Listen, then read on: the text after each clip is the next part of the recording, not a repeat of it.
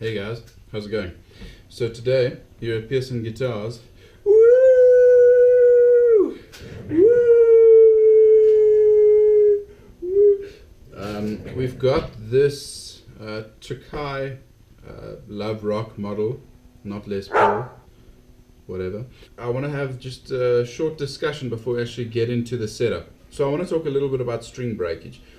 If you are constantly breaking strings on your guitar, then this is the video for you. there's a problem. It's like strings don't break that easily unless you're using really trashy strings, but like most of the commercial string brands are really good.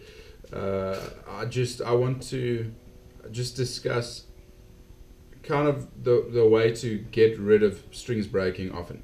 So take note of where your string breaks, whether it's at the nut, whether it's on the tuner, whether it's like, towards the bridge.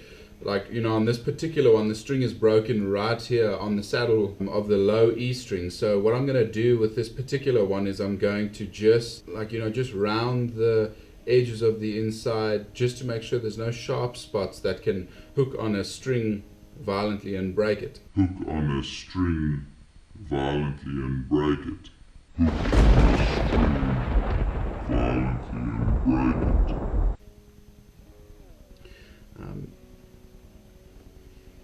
Pretty much any contact point where that the string actually has contact with something. I mean, obviously, also if you've got rough frets, if you do like a lot of heavy bending and things like that, you'll break a string like that. But I suppose that's just a little bit more of an obvious one. But the point is, take note of where your strings are breaking, because there's probably a small issue over there. Now let's get to the setup. The strings are off now. I have loosened the truss rod just a little bit to make sure that I don't put any unnecessary tension on here. So I've got the saddle bar. I'm going to put the guitar back in its case, which is literally right over here.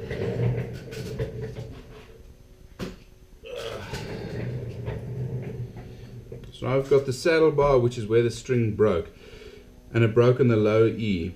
So just looking at it, I'm seeing heavy grooves and feeling it. There are hectic sharp spots on it. So what I'm going to do is I'm actually going to take a nut file and just gently just treat it, and I'll do the same with all of these just to make sure that there's no hectic sharp edges where the strings are touching, because those sharp edges on metal will hook on a string violently and break it.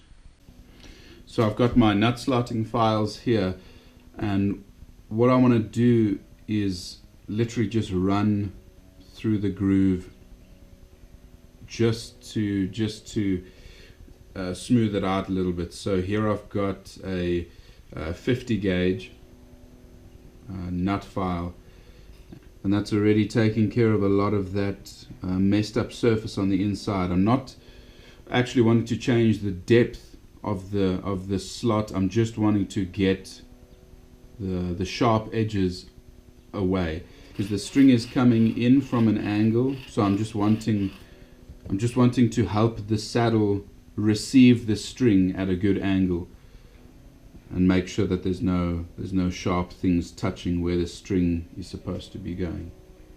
I'm going to run through the rest of them. I'm just going to do like a time lapse thing and just run through them.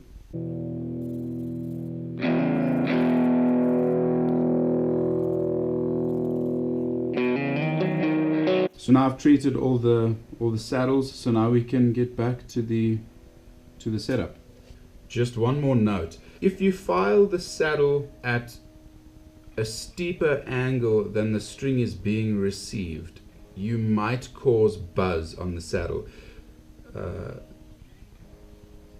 Cutting the slots in a saddle is very similar to cutting slots in a nut. I've masked off the pickups, and now what I'm going to do is I'm going to just polish the frets with some superfine steel wool. I'm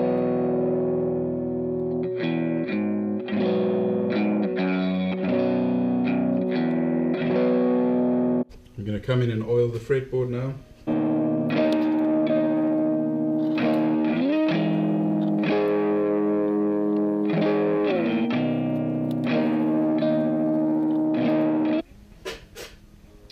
fretboard is oiled.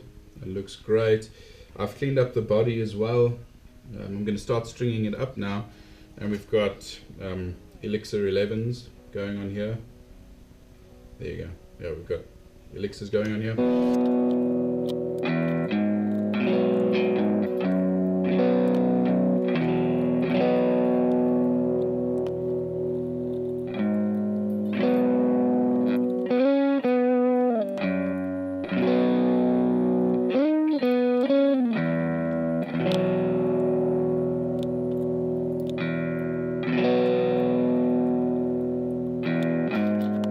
So I've got the strings on.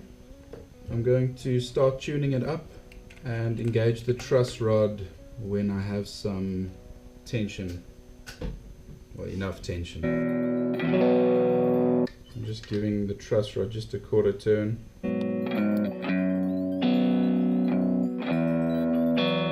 So now I'm immediately going to sort, actually this is great. The strings aren't touching anywhere here. Yeah, let's check out the neck relief. Tighten it up a little bit, tune it up again. So now we're going to check the action.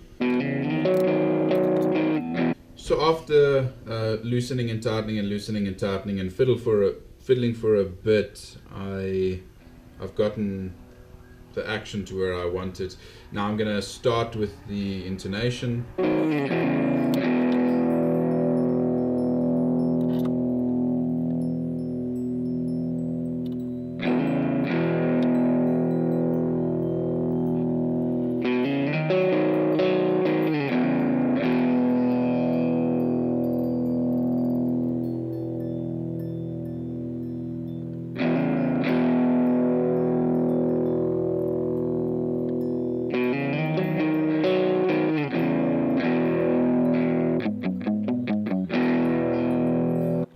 Cool, so now I'm going to stretch the strings and then retune.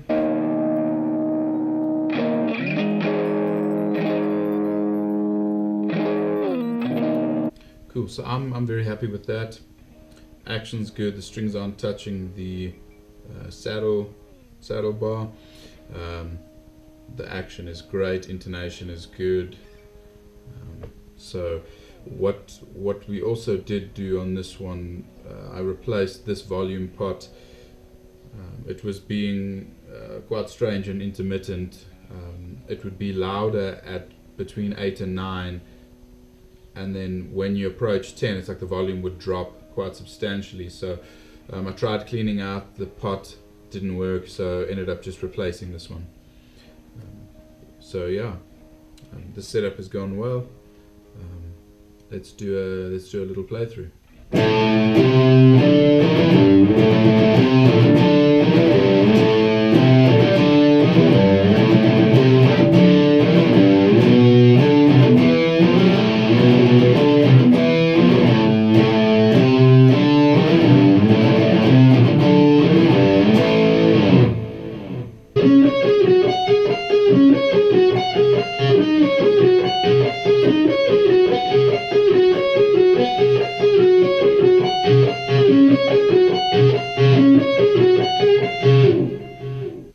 Cool guys, so there it is.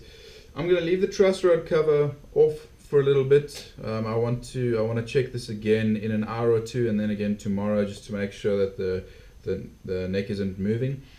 The pickup height was already correct. I already checked that, just for anyone who may have noticed that I didn't have that piece on camera.